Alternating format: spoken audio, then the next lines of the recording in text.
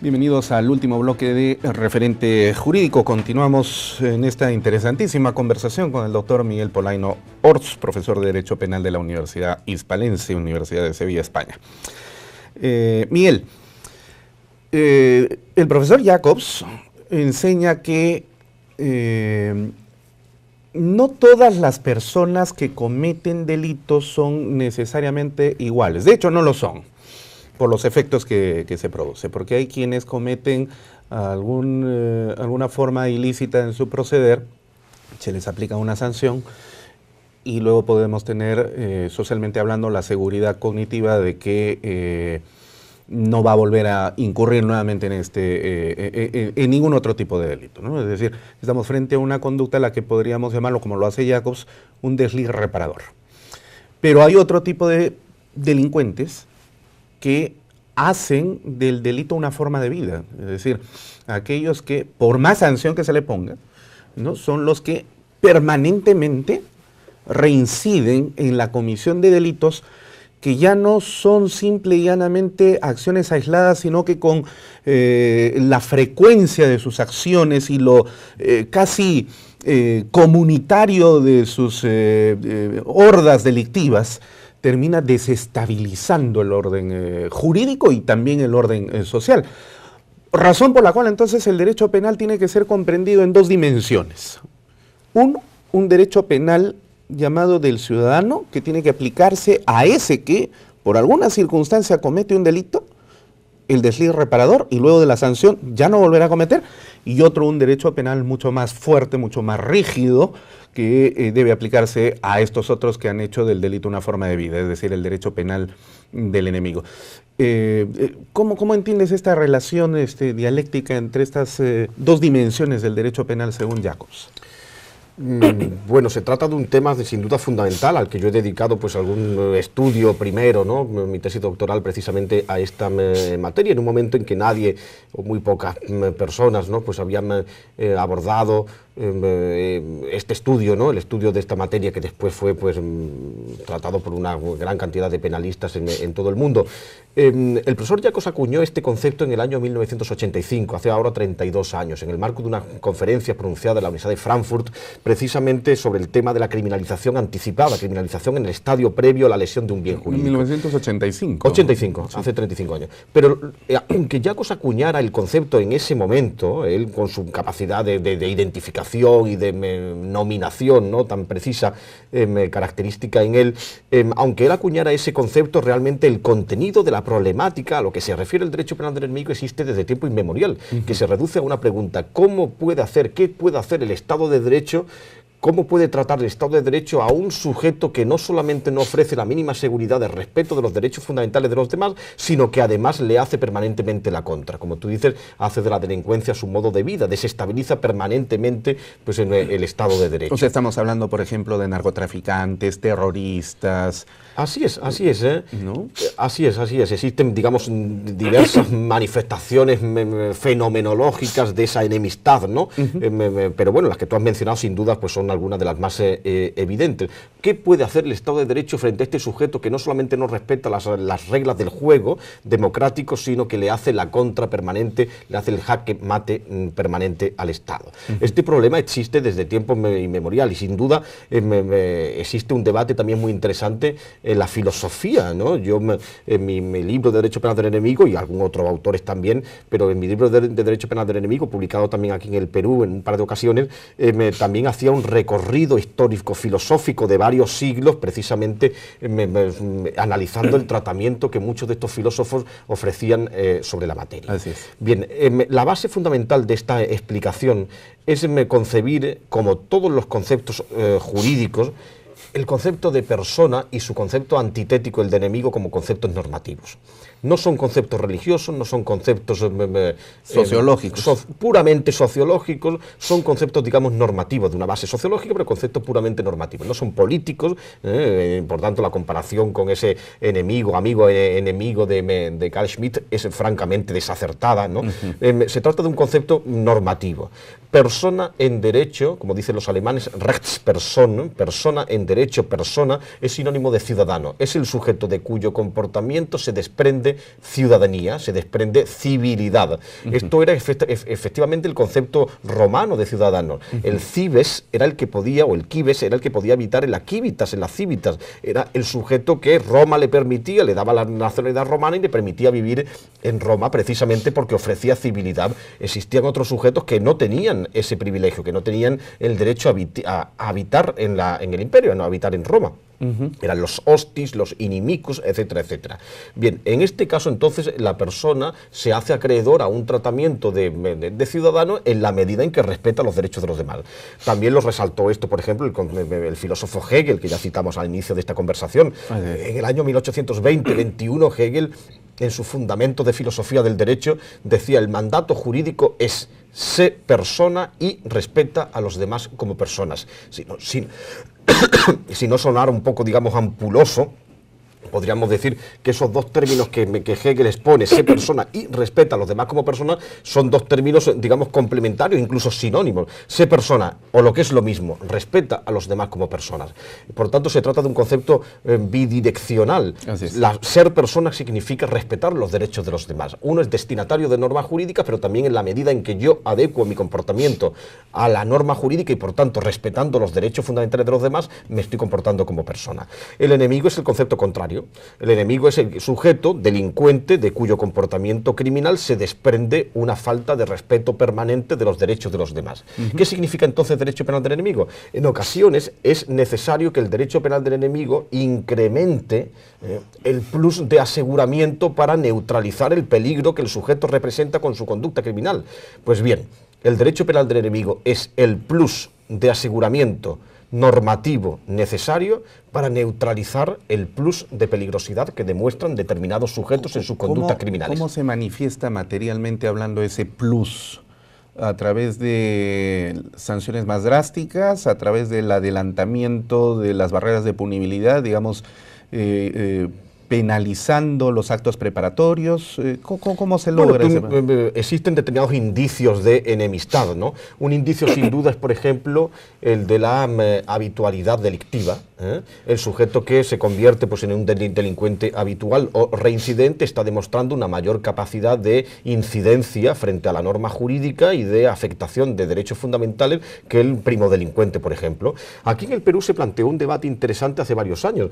Hubo un colegio de abogados del Cono Norte de Lima presentó una cuestión de inconstitucionalidad sobre la regulación que contenía el Código Penal peruano sobre las figuras de la reincidencia y la habitualidad. Esto pues dio lugar a una sentencia conocida del Tribunal Constitucional del Perú que yo comenté en una revista entonces y que me pareció curiosa en el siguiente aspecto. La sentencia del Tribunal Constitucional decía que el derecho penal del enemigo era propio de las dictaduras y que no se podía aceptar en el Estado de Derecho.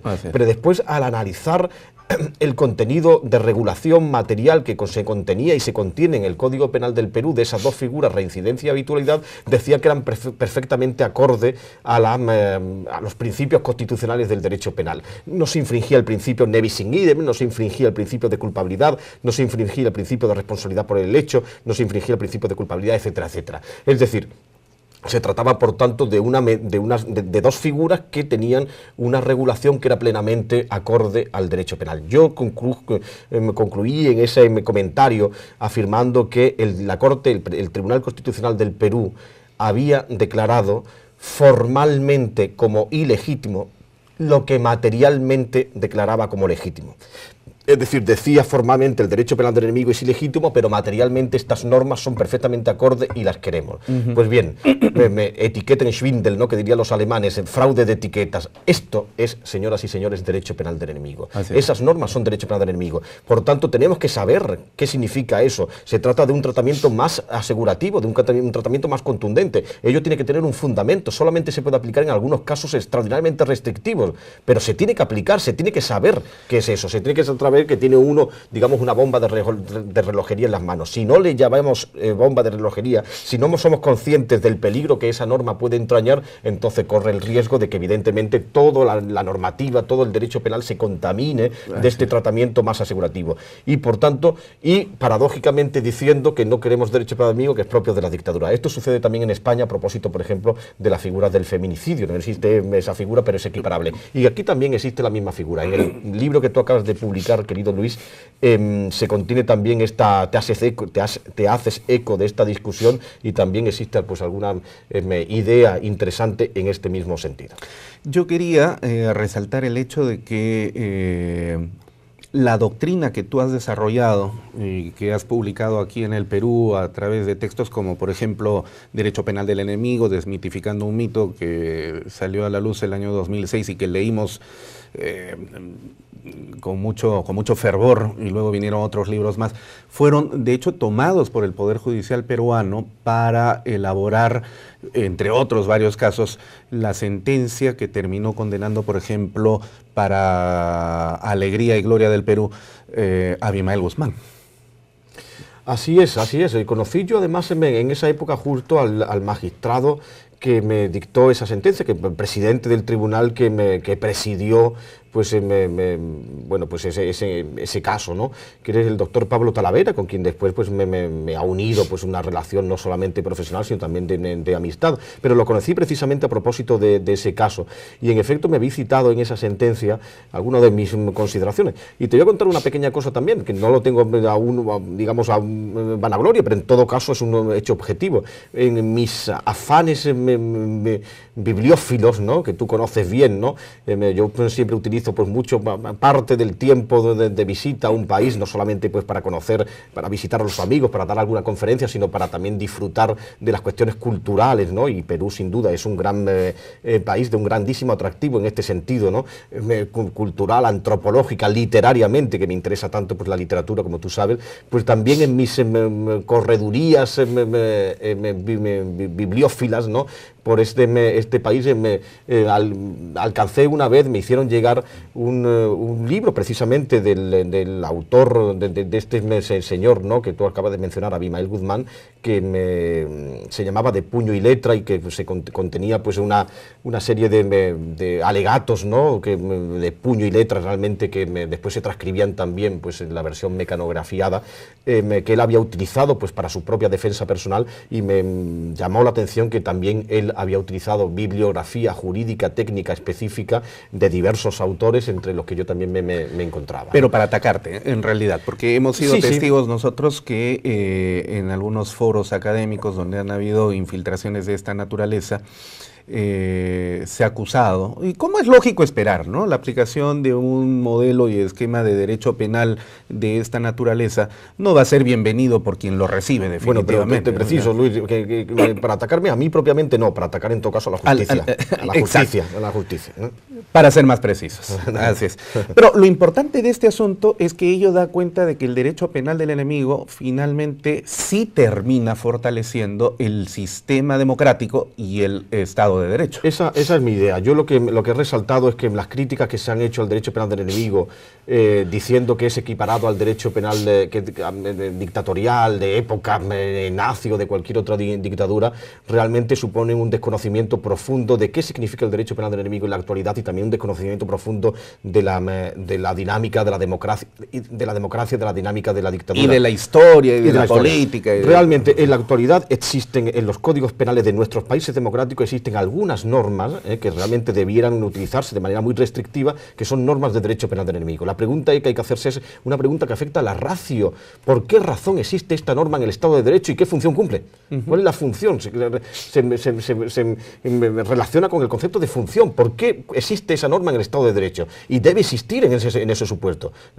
Entonces, evidentemente existen una serie de normas que yo llamo núcleo duro del derecho penal del enemigo, algunos delitos de posesión o de tenencia, las formas organizadas de comisión delictiva, los delitos de organización delictiva, que también se le llaman desde el punto de vista criminológico, pues criminalidad organizada, y también algunas medidas de seguridad, como por ejemplo el alejamiento. Estas medidas de núcleo duro del derecho penal del enemigo, aplicadas aplicadas de manera restrictiva, pero aplicadas en todos los ordenamientos del mundo, democráticos del mundo, no solamente no suponen un desdoro del Estado de Derecho, sino que suponen una fundamentación y una protección del Estado de Derecho. O dicho sea de otra forma, si no existieran en nuestros ordenamientos jurídicos estas normas universalmente aceptadas en la actualidad en todos los estados democráticos, el Estado de Derecho se iría a pique. De manera que estas normas restrictivamente aplicadas, como resalta el funcionalismo, cumplen una función de estabilización, de protección del Estado de Derecho y de la democracia. ¿Puede decirse que el derecho penal del enemigo es el futuro del derecho penal? Bueno, sería mucho afirmar eso. En todo caso, se convertiría en el futuro del derecho penal si los críticos persisten en su idea, en su intento de desconocer que eso es derecho penal del enemigo, porque con esa actitud están favoreciendo que se difunda más el derecho penal del enemigo. No llamando a las cosas por su nombre, están favoreciendo que se difunda mal. Yo creo que el funcionalismo ha contenido en su fundamentación una labor de contención, una función de contención extraordinaria, diciendo que hay que llamar a las cosas por su nombre, esas normas realmente existen, deben existir en casos muy concretos, muy limitados, y curiosamente los críticos de derecho penal del enemigo sostienen que el derecho penal del enemigo formalmente es ilegítimo, pero después sostienen en la práctica muchas más normas más restrictivas que las que propone y que las que realmente puede defender, puede llegar a defender el funcionalismo. Paradójicamente. Habría que parafrasear aquí a Camilo José Cela, ¿no? Con ese autor agradecimiento de culto tuyo y mío, ¿no? Así es, ¿no? Gracias a mis enemigos que me han permitido justamente... Sí, una de las ediciones de su primera obra, La familia de Pascual Duarte, dedico esta edición a mis enemigos que tanto me han ayudado en mi carrera. No diré yo tanto eso, ¿eh? Yo no lo suscribo, pero en todo caso eres una... Pero me gusta más otra frase de Cela, que también de esa obra, de esas obras suyas primeras, ¿no? Que fueron, catalogadas, término que él rechazaba tajantemente como tremendismo, ¿no? Y en una de sus obras decía una frase que a mí también me subyugaba y me llamaba la atención siempre de manera especialmente intensa, que era: pido a mis lectores encarecidamente perdón por disfrazar de crueldad la ternura.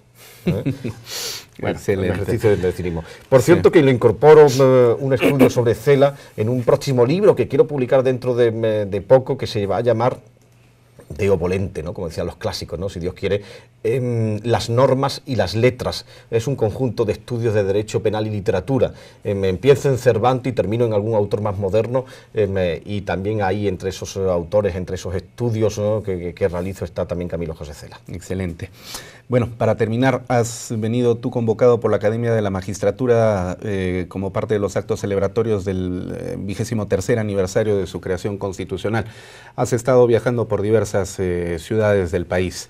¿Qué tal la experiencia en esta oportunidad? Bueno, ya estás 3 semanas en el Perú. Efectivamente, conozco el Perú desde hace ya muchos años, más de 10, 13, 14 años. En todo este tiempo he admirado, como tú sabes, pues mucho este país. Desde el punto de vista profesional, creo que aquí hay excelentes juristas, excelentes penalistas, de los mejores de toda Latinoamérica, y he dicho por escrito y oralmente en repetidas ocasiones que el nivel dogmático que yo he observado en el Perú en ningún caso tiene que desmerecer nada de la más depurada técnica de la dogmática alemana de la actualidad, ni de la dogmática española de la actualidad. Aquí existen excelentes penalistas, con muchos de los cuales me precio, además, en tener una amistad íntima, y tú eres uno de ellos, ¿no? Muchas gracias. Entonces el país me es especialmente atractivo. Además me es atractivo por muchos otros motivos, por una cuestión, ya lo he dicho antes, cultural, antropológica, literaria, ¿no? Desde Ricardo Palma o César Vallejo, una cumbre de la literatura, de la poesía universal, ¿no? Sin duda, o Ciro Alegría, o Arguedas, hasta llegar pues en los autores más recientes, Vargas Llosa, a quien he podido saludar incluso personalmente en alguna ocasión, y otros autores más recientes también, Bryce Echenique, hasta Alonso Cueto, en fin, diferentes autores que me interesan mucho, pues me es especialmente atractivo este país. Hace varios años tú me invitaste, cuando fuiste gerente de la Escuela del Ministerio Público, tuviste la generosidad de incluir mi nombre para realizar un tour de una gira de conferencias en diferentes ciudades, en Huaraz, en Huánuco, en Iquitos, en Pucallpa, en diferentes ciudades que yo algunas de ellas no conocía. Ahora, pues la Academia de la Magistratura, que ya surgió pues con el presidente anterior, el doctor Josué Pariona, con el presidente actual, el doctor Gonzalo Chávarri, y con pues, mis queridos amigos Ernesto Lechuga y tú mismo, pues habéis tenido la generosidad de invitarme pues, para realizar pues, unas conferencias, una rueda, digamos, de conferencias pues, en diferentes ciudades. Algunas de ellas especialmente atractivas, que me han causado pues, gran sorpresa porque no las conocía, por ejemplo, Abancay o, por ejemplo, Puerto Maldonado, y otras pues, son ciudades ya clásicas, bellísimas, Arequipa, Cuzco, Chimbote, Trujillo, Cajamarca, ¿no? De manera que ha sido, y Puno, Juliaca también, sin olvidar, ¿no? De manera que ha sido especialmente gratificante, sí. Me estoy agradecido, sin duda, pues a la Academia de la Magistratura, a mis anfitriones, ¿no? Pues a ti, sin duda, ¿no? Porque te has preocupado mucho de del buen curso, ¿no? De mi estancia aquí, y espero que haya sido provechoso también para las personas que han participado en estas capacitaciones en provincia. Sin duda. Albergaría, pues, la felicidad, ¿no? Si realmente hubiera sido así. Sin duda, plenamente satisfechos con la colaboración que nos has dado a la Academia de la Magistratura, y definitivamente nuestros magistrados, jueces y fiscales de todas las ciudades donde has estado presente e inclusive Lima, han sido los verdaderos ganadores de todo este proceso de celebración del 23º aniversario de creación constitucional de la Academia de la Magistratura con tu presencia. Muchísimas gracias, querido Miguel, en nombre de la Academia de la Magistratura. Esperamos tenerte prontamente otra vez en el Perú para poder seguir realizando las tareas que tanto nos gustan y que tienen que ver con la Academia y el derecho penal.